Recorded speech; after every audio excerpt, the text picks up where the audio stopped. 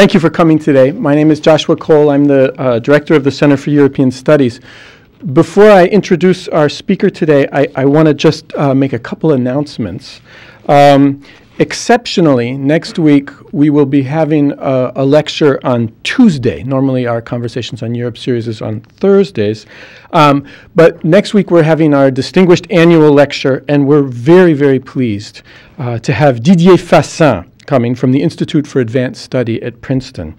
Didier Fassin is an extraordinary scholar, a doctor, who has done a tremendous amount of research in a wide number of places, including, he's by training a doctor first, a medical doctor, but also a medical anthropologist, and has done some extraordinary research on AIDS in Africa. And he has currently been working along with his brother, Eric Fassin, who's also a sociologist in France, on problems of definition of racial boundaries, racial exclusions, and racial discrimination in Europe and in the United States. And he will be here as part of the theme semester on race. And the title of his talk is The Denial of Racial Discrimination. That is on Tuesday, next week, January 29th, at 4 p.m. in this room. So please do attend and let people know. And then also, to continue the same theme, our next Conversations on Europe after today's lecture, we will be featuring our own Professor Rita Chin from the History Department, who will be speaking, giving a lecture entitled From Rasse to Race on the problem of difference in the Federal Republic of Germany. That lecture will be on Thursday, February 7th, also at 4 p.m. in this room. So just so that you have those in mind. So our speaker today is a true European. As I looked over his CV, I couldn't help but think that his career thus far, it's kind of a wonderful illustration of the ways that European integration has made a new kind of academic itinerary possible. Thomas Cauvin is French, but his studies have taken him from the University of Rouen, that is the gateway to Brittany in western France, to University College Cork and University College Dublin in Ireland, to Sciences Po in Paris, to the European University Institute in Florence, Italy, where he recently finished his dissertation. The title of his thesis is National Museums and the Mobilization of History, Commemorative Exhibitions of Anglo-Irish Conflicts, 1921 to 2006. He's also been a visiting fellow at New York University, and he is now a research and teaching postdoctoral fellow here at the Center for European Studies at the University of Michigan. He'll be here all semester. He's teaching a course in the history department. Now, the subject of memory and history has been much debated in recent decades. I think this is not a surprise to anybody. Readings now about the controversies in Europe, about the memory of the Holocaust, the memory of the colonial period, the weight of previous episodes of sectarian conflict in Europe, these readings have become a kind of necessary rite of passage for any student of contemporary history. Thomas Cauvin is particularly interested in the way that these debates intersect with public history, the work of commemoration that takes place in historical museums. He's going to speak today about the work that he conducted as part of his dissertation work. The title of his talk today is When the Past is Present, Museums and the Mobilization of History in Ireland and Northern Ireland, 1966 to 2006. Please join me in welcoming Thomas Cauvin.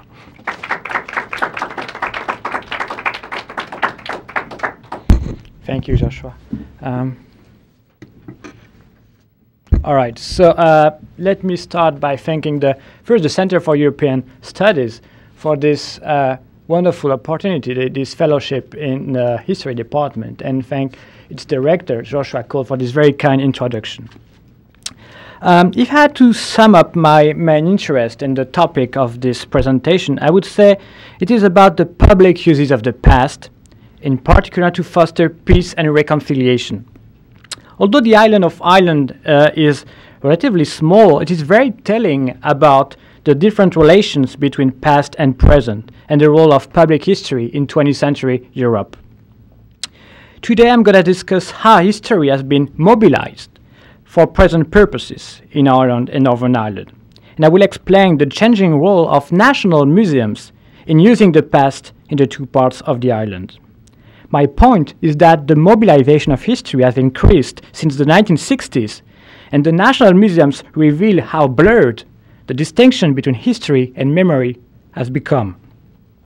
Before going into details about this topic, I would like to refresh your mind about the political context in Ireland and Northern Ireland.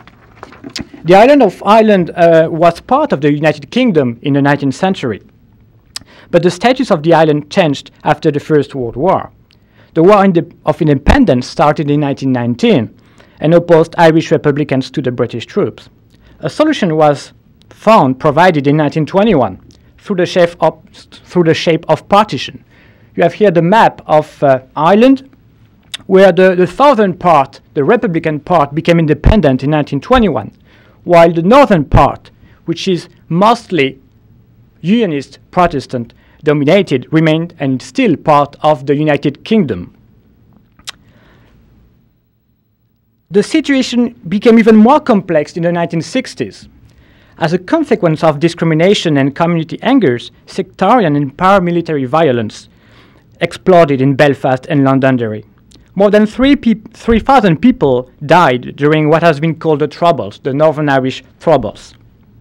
So in order to understand how the past has been used in Ireland and Northern Ireland, I will consider how museums moved from the construction of opposite historical narratives to the participation into politics of reconciliation.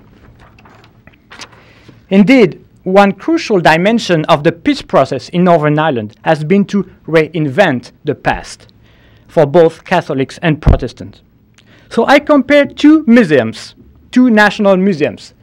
The National Museum of Ireland, you can see on the top, on the bottom right. So the National Museum of Ireland in Dublin, in Republican Ireland, and the Ulster Museum, top left, in Belfast, in Northern Ireland. These two museums have the status of national institutions. It is very important to understand how the past has been used in the two parts of the island.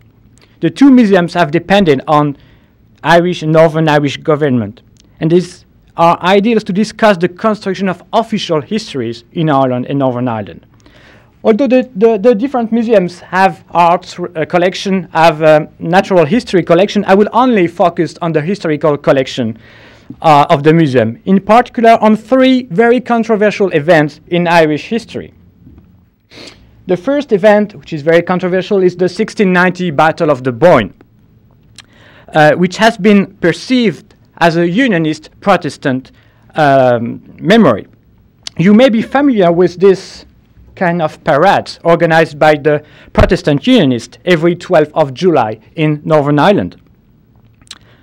According to this Protestant Unionist interpretation of the past, the 1690 Battle of the Boyne saw the victory of William, the Protestant William of Orange, against the Catholic James II, and this victory saved Protestants from Catholic intolerance in Ireland. The second very controversial event I want to focus on is the 1798 rebellion. Unlike the 1690 Battle of the Boyne, this rebellion has been seen as a very nationalist insurrection, a Catholic nationalist insurrection against the British colonization. The third event I will focus, and the final event I will focus on, is the 1916 Republican insurrection in Dublin. Taking advantage of the British Army being on the Western Front, Irish Republicans organized this insurrection. Although it failed after a week, the rebels surrendered after a week, this event has been seen by Irish nationalists as the starting process ending the British domination. So these three events have been used for political purposes in Ireland and Northern Ireland. My point today is to see how the national museums have used this event to build national history. In the first section, I would like to highlight the main feature of the national museums. The two museums acted as vector of political identity building. The Dublin Museum was created in the 1870s by the British government. But as soon as the South became independent in 1921, the museum was transformed into a national museum of Ireland. This is the usual process in which every new state tries to claim national symbols and to create national institutions. So in the first decade after independence, the National Museum in Dublin became a pillar for national identity building in Republican Ireland. The first historical narrative about the conflict was about the 1798 rebellion and 1916 Easter Rising. The message was quite clear. It was the celebration and glorification of Irish heroes. You have here a picture. I'm sorry about the poor quality of the picture, but it's from 1941. It's a picture of the exhibition organized by the National Museum in 1941 for the 1916 Rising. You can see a pillar erected at the center of the main hall of the museum, on which there's a bust of Patrick Pearse. Patrick Pearse was one of the main leaders of the 1916 Rising. On this bust, in the exhibition, Patrick Pearse was dressed as a Roman emperor with a toga and a crown of laurels, which is the symbol of victory. Although, as I said, the rebellion failed, but it was part of the mythical representation of the past built by the National Museum in 1941 to celebrate Irish heroes. This very celebratory narrative of the past also took place in Belfast. In the 1960s, the Belfast Museum was renamed the Ulster Museum, a national museum in Northern Ireland. Although it's very controversial to have an idea about what a nation is in Northern Ireland. But the National Museum of Northern Ireland was created in 1961. As a consequence, 4 exhibitions were organized between 1961 and 1966 about the Battle of the Boyne and about the First World War. This is the poster of the exhibition organized in 1966 for the commemoration of the Battle of the Somme in 1916. This is very important because it encapsulates basically the message given by the Northern Irish Museum, basically which focused on the Union.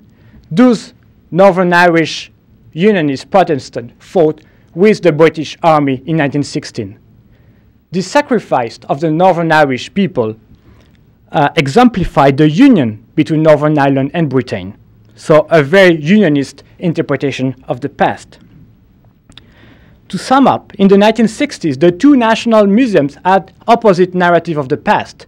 In the north, the Ulster Museum focused on the union with Britain. In the south, 1916, the independence, so the Republican struggle for independence. So 2 very different narratives of the past until the 1960s.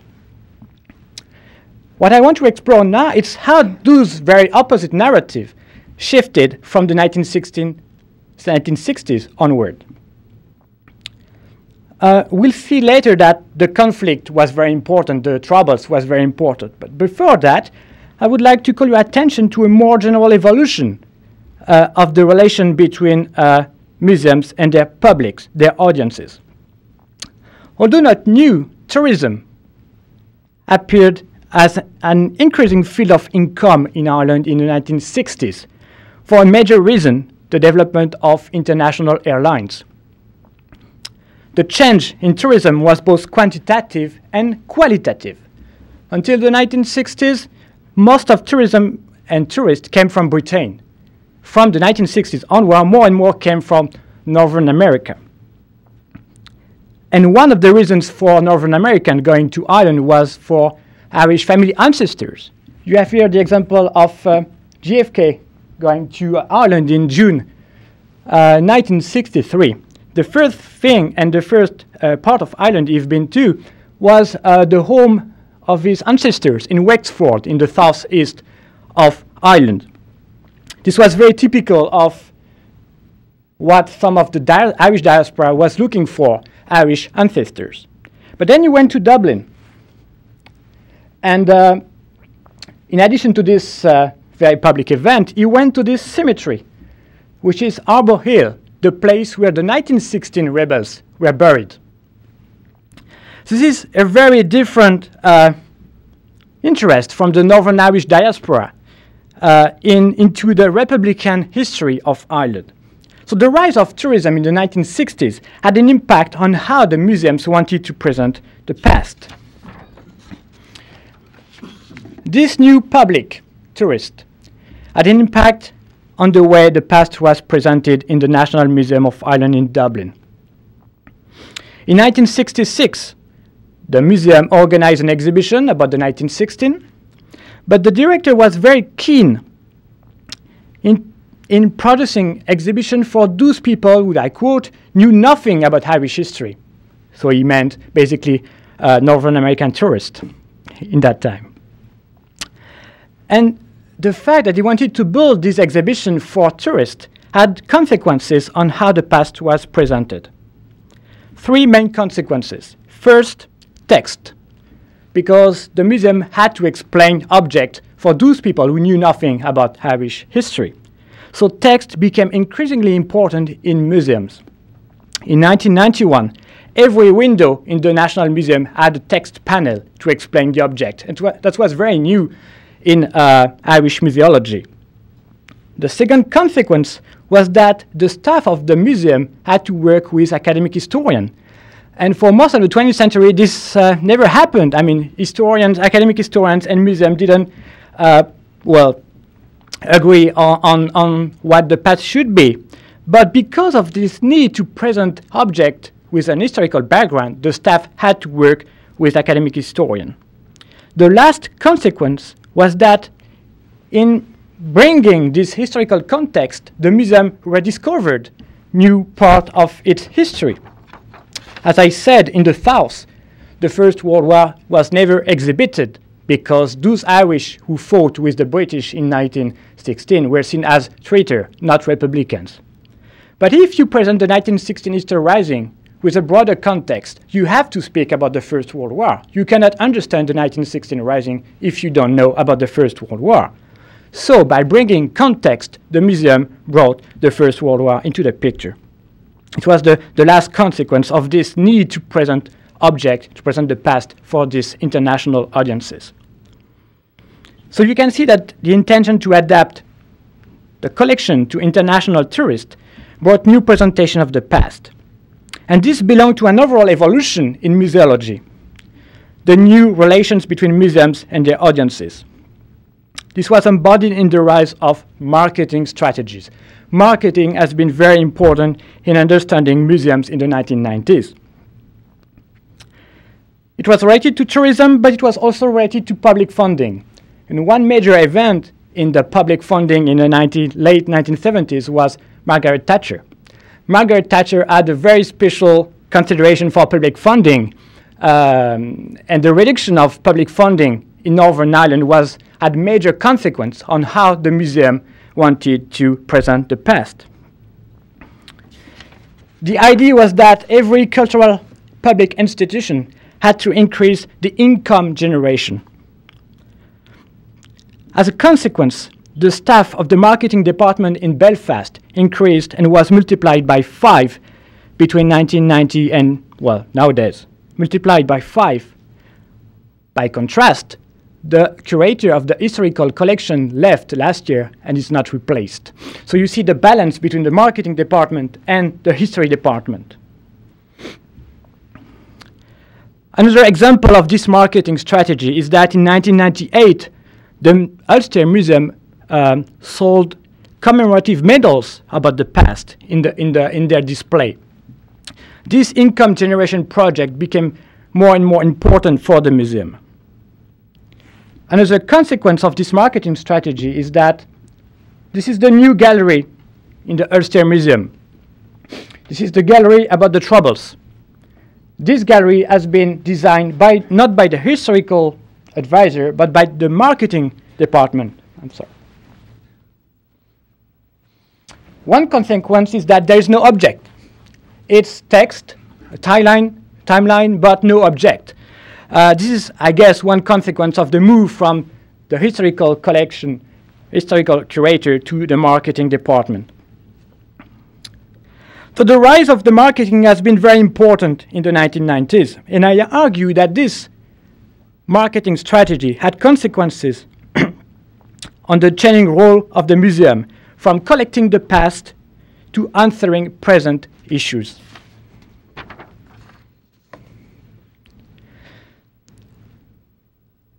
Another consequence of this marketing strategy is that museums had to develop their communication strategy.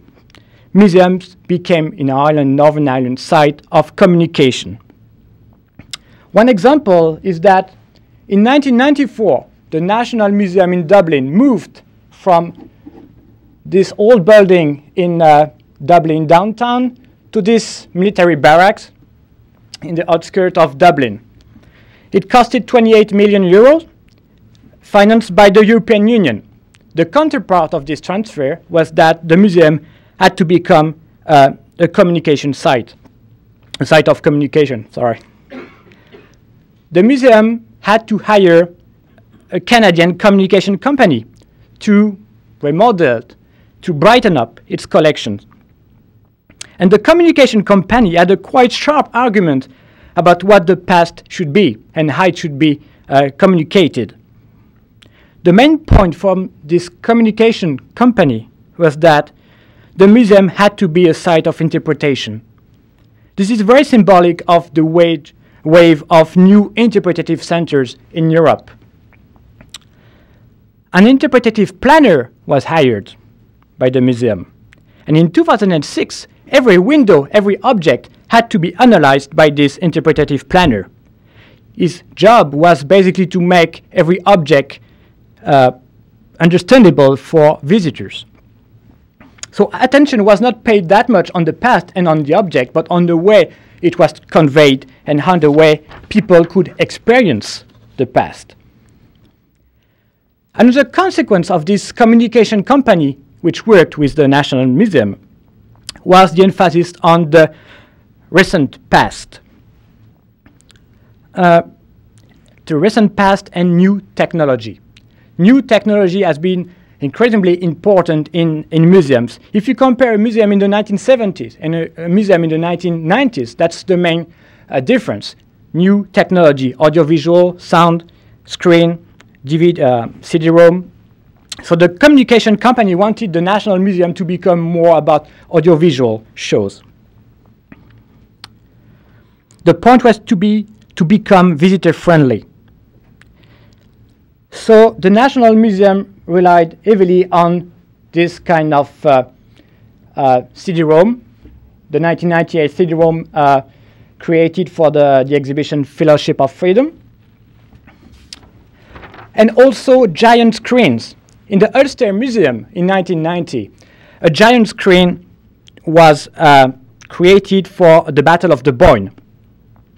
And the advertisement in the newspaper from the museum was, you should come to the museum to experience the past, to relive the past. On this screen, giant screen, a movie was presenting the reenactment of the Battle of the Boyne by two squads. For a long time, museums have been criticized for being placed where life was absent.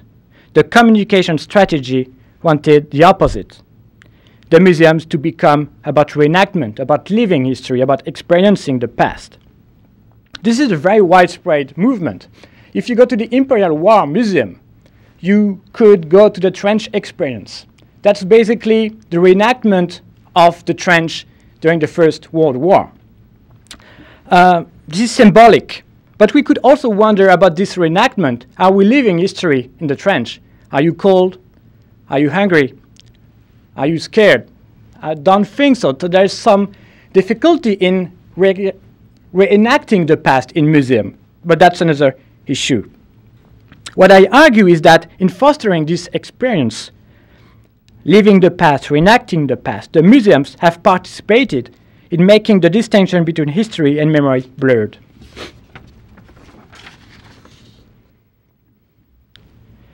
Another consequence of this communication strategy was to foster the recent past. The argument of the company, the communication company, was that the recent past was more understandable for international tourists who knew nothing about Irish history but who would be touched by the recent past. Consequently, the first image in 2009 that any visitor who enters the National Museum in Dublin, this was the image, the first image visitor could see. You may recognize these people. On the left-hand side, you have the Irish Prime Minister, Bertie Ahern. On the right-hand side, you have Ian Paisley, the historical leader of the radical Protestant Unionists in Northern Ireland. The picture was taken in 2007 and became evidence of reconciliation. So basically, when you enter the National Museum in Dublin in 2009, that's the first picture you have about Irish history. So the museum had somehow become a place devoted to the present. The final section today of the exhibition, the permanent exhibition in Dublin, is no longer about 1916, is no longer about independence. It is about defending the peace, the Irish in the United Nations. The end of the story is no longer independence. The end of the story is now about Irish participated in international coalition.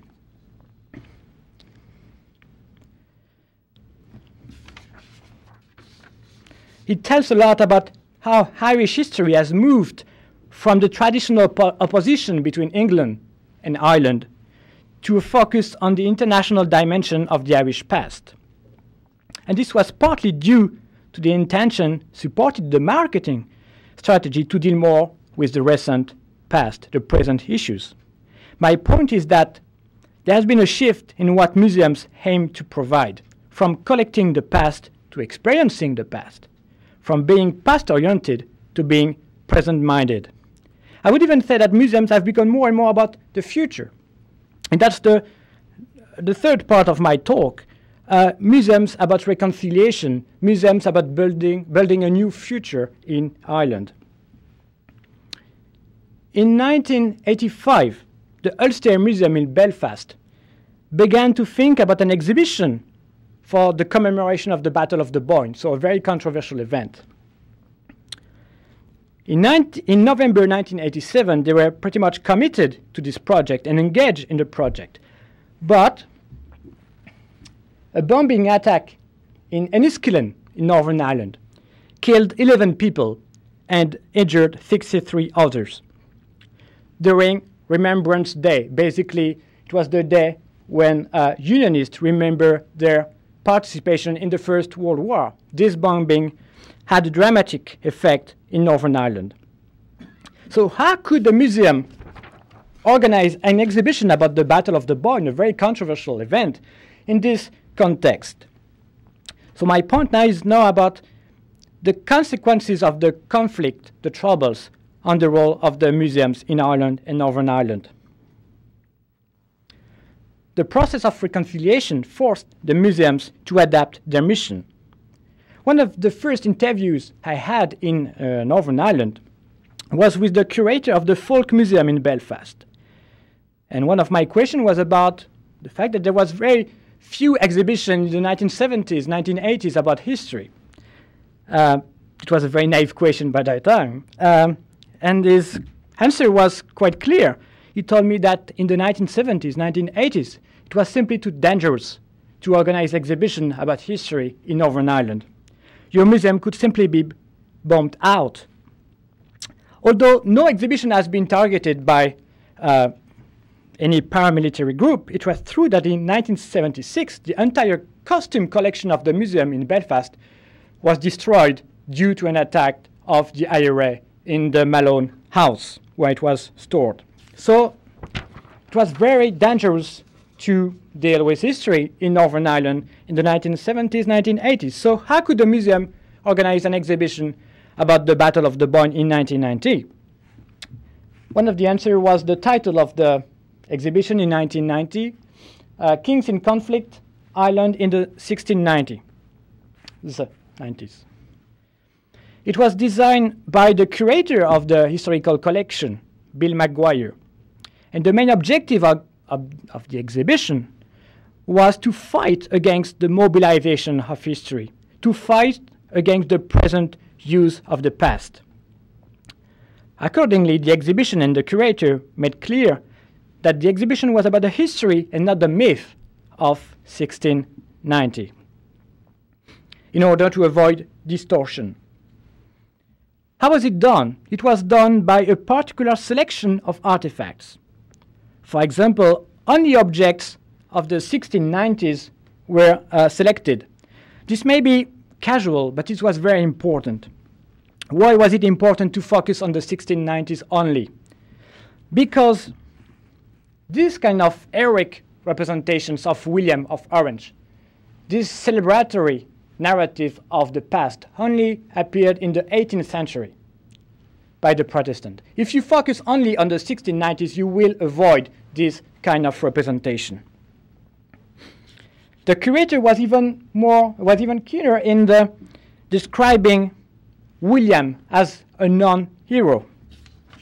On this image, you can see basically William, the Protestant king, crossing the river Boyne, almost flying over the river Boyne. But in interviews, the curator of the museum said that, in fact, King William had actually some difficulties in crossing the river. Water arriving at the neck of his horse, which actually got bogged on the other side of the river bank.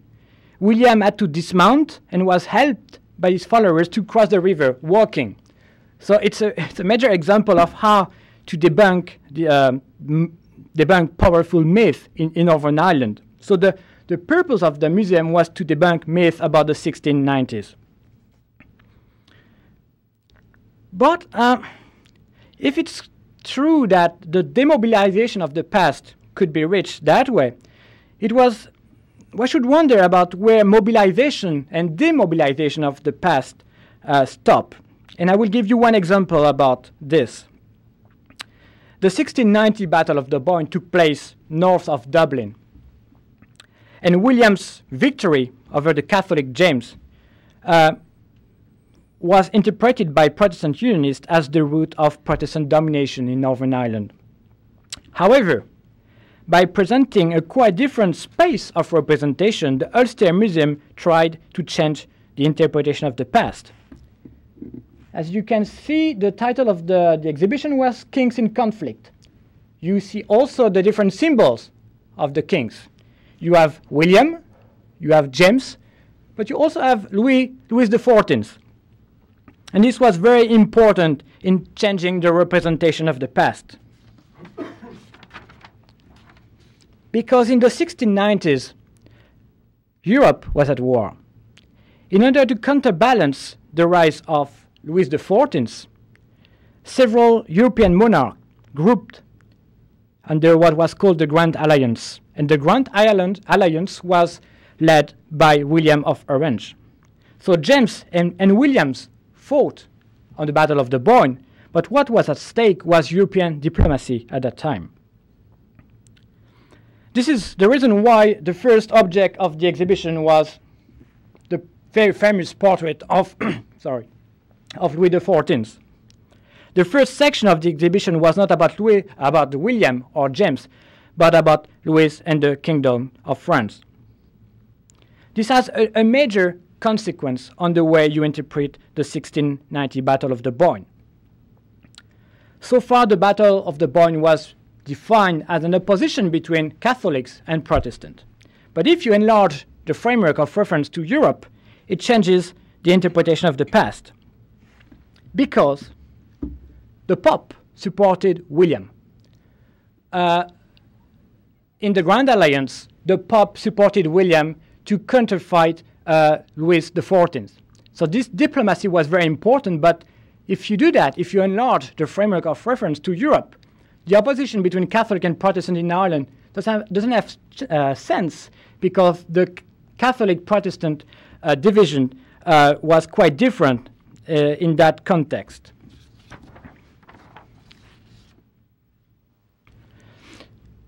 This is a vivid example of how changing spaces of representation can modify the interpretation of the past. So the limit between demobilization and mobilization of history is quite difficult to assess.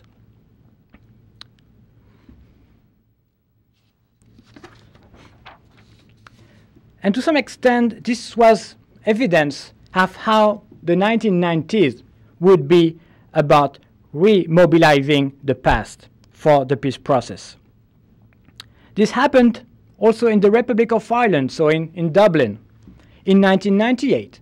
1998 was the date of the bicentenary of the 1798 rebellion, of course, but it was also the year of the Good Friday Agreement, a major step in the reconciliation, a major step in which the Irish government, the British government, and most of Northern Irish political parties agreed on a political agenda. So this political agenda was very powerful in 1998.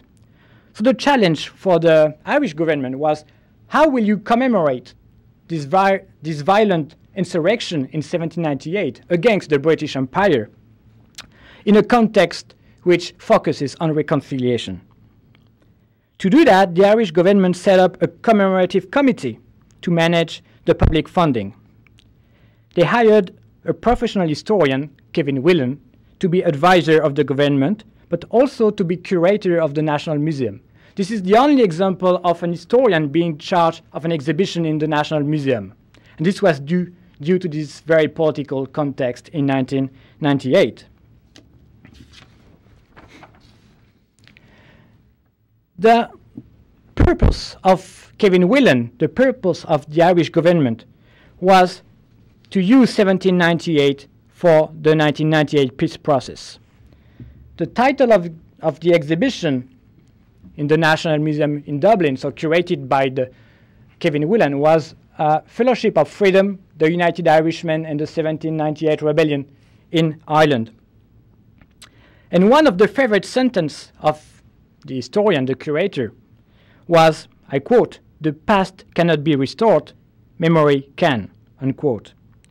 So unlike Belfast, which wanted to demobilize the past, Kevin Whelan in the National Museum in Dublin wanted to use the past to foster the political agreement in 1998. And I will give you two short examples of how the past was mobilized to fit the political context. This is an etching from George Cruikshank from the 1840s called Massacre at Scullabogue. It is a very Protestant view of the 1798 rebellion. On this image, you have prisoners, Protestants, grouped in a barn, and the rebels, the Catholics, set the barn on fire. So it's not very reconciliative. It doesn't really fit the context in 1998. But this image was used in 1998 by the National Museum and the historian Kevin Whelan. So I want to see how the past could be mobilized to fit the 1998 context. One way to use this event, to use this object, was done by the CD-ROM of the exhibition. It was underlined that the prisoners were not Protestant, they were counter-rebellion part. It means they were not defined by religion, they were defined by their political feeling.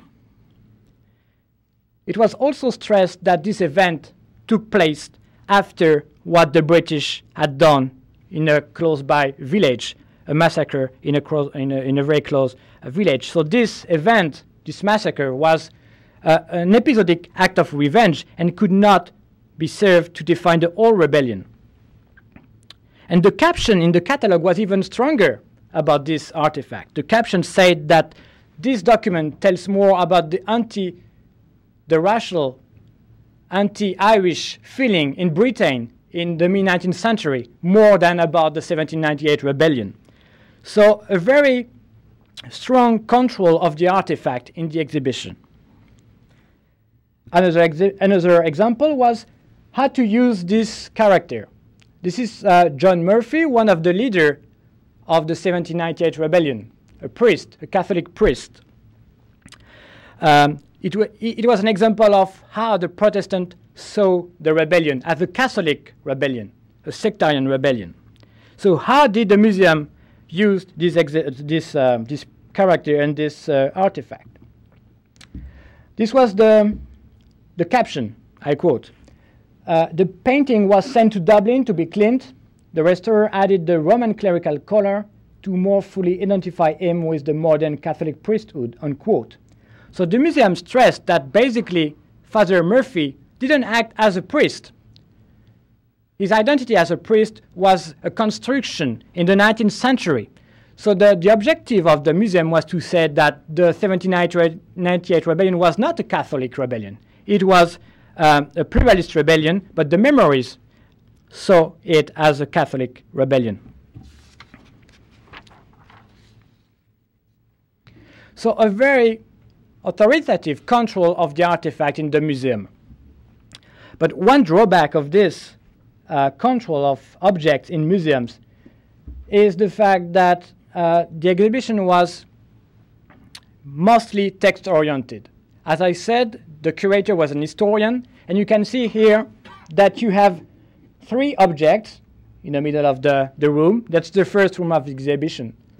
And these objects are surrounded by text here, here, here, here, and also at the entrance. So basically, the exhibition was text-oriented because the curator wanted to control the interpretation of the past, to mobilize the past in a special direction.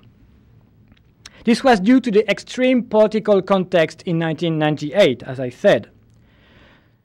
The Irish Prime Minister in 1998 said that the 1798 rebellion the Prime Minister said that the 1998 peace process was basically what the 1798 rebels had been fighting for. So at the end of the story, the important part was the present, the 1998 peace process, and not the 1798 rebellion. It's an argument to say that museums have been, present-oriented much more than past-oriented. In Northern Ireland, this mobilization of the past for the peace process was even stronger, obviously. One of the reasons was that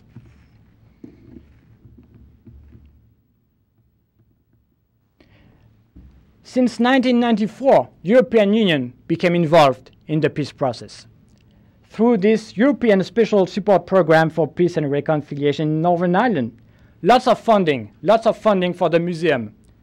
With this funding, Jane Leonard was hired, historian, but their job was to make the past less divisive and to make the past understandable for the two communities, Catholic and Protestants. The two sides of the story, Catholics and Protestants, that's how the museum wanted to deal with the past in 1998. You have here one example of Thomas Robinson painting of the Battle of Ballina-Inch, still the 1798 rebellion. So it's a very, I'm not sure you can see much of it, but it's a very counter-rebellion point of view. The main actors are the royal troops, the British Army, and in the background you have the rebels scratched by the British Army. So it's a very royal and very counter-rebellion point of view. But the job of Jane Leonard and the European funding for peace and reconciliation transformed somehow the painting. You have on the right-hand side the catalogue of the exhibition. And the catalogue reframed the painting. You have on the left-hand side the rebel, and the right-hand side the British troop. And the whole point of Jane Leonard was to present the 1798 rebellion in two different interpretations, the rebel and the British Army, to give something for the two communities. And it was the same for school trips. School trips had to focus on the two different sides of the story, the counter-rebellion and the rebellion, the Catholic and the Protestant. So using the past to fit the present process of reconciliation.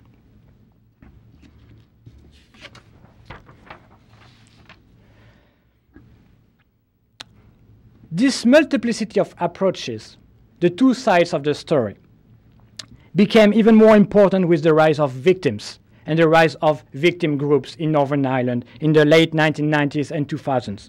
This is not specific to Northern Ireland, but it was very important. For example, for the 2003 exhibition, new exhibition in Belfast, different victim associations were contacted to work with the Ulster Museum. Before the new exhibition opened, victim groups visited the exhibition, and their voices were recorded. They were requested to give their views about objects, to give their personal experience about objects, their feelings. And these recorded voices became the caption of the object. So no more text, but personal experience. And these voices became the vector to present the objects. And of course, there were disagreements between the different voices about the same objects. So a multiplicity of interpretations for the same object. This was part of basically how the peace process was understood, to give voice to the two communities, but only to the victims.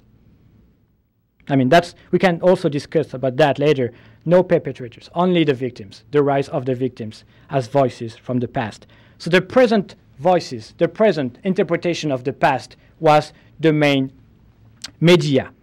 That's another argument why I say that museums have been about the present interpretation on the past.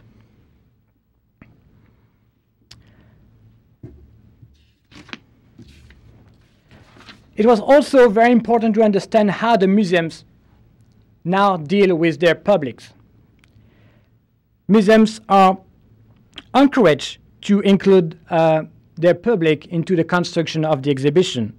And in the last exhibition in the Ulster Museum, in the middle of the exhibition, you have a room devoted to commentary. So basically, you can leave your comment about the Troubles.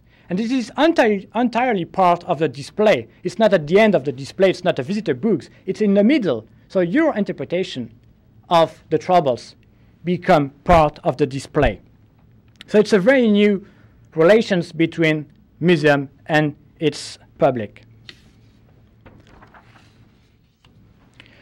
Well, to conclude, needless to say that the role of the two museums have shifted in the 20th century. The museum's changing presentation of the conflict reveals how the two museums move from exclusive unilateral identity-building process. There are still some major discrepancies between the National Museum in Dublin and in Belfast. For example, the National Museum in Dublin is still about the Irish nation in an international framework, whereas the National Museum in Belfast is much more about community, local history. But in spite of these differences, the two museums produce today histories which are not mutually exclusive. You have here the two titles of the two last exhibitions. In Belfast, in 2003, Conflict, the Irish at War. 2006, Dublin, Soldiers and Chiefs, the Irish at War at Home and Abroad. So similar topics and similar interpretations of the Irish history. Those similarities are due to a broad redefinition of ideologies, unionism and nationalism. But it's also due to widening of the framework of interpretation, basically the European framework of interpretation. And it's finally due to the new missions for museums, more related to marketing, to present social considerations. Museums have to be aware of their social communities. So I argue that the museum's participation in politics of reconciliation is part of a more general process in which museums are now invited to connect more with their publics and their communities. History at large is now intended to have cultural but also economic and social uses. Being encouraged to connect with audiences, museums have adapted their presentation to the past. This explains the increasing relevance of 20th century history in museums today.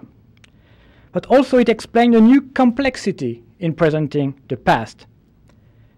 It's much less centered nowadays on great men, on heroes, and more on ordinary people, on minorities, because of the need to focus on the diversity of the publics. And this may help, I think, to spread the complexity as new key issues in public history in Ireland and Northern Ireland. Thank you very much for your attention, and I look forward to your questions and comments. Thank you.